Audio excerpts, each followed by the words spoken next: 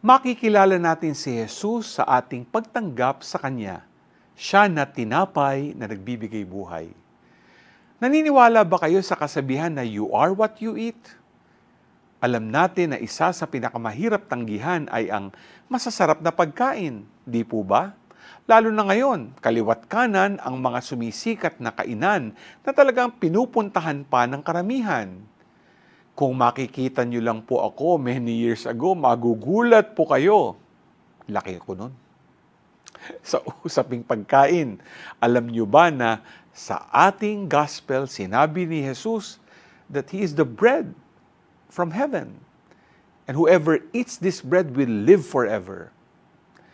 Kung kaya nating kumain araw-araw ng masasarap na pagkain, kaya mo din bang tanggapin at kainin si Jesus sa banal na misa na tinapay na nagbibigay buhay?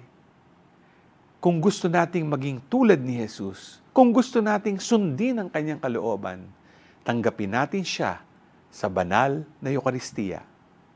G ka ba?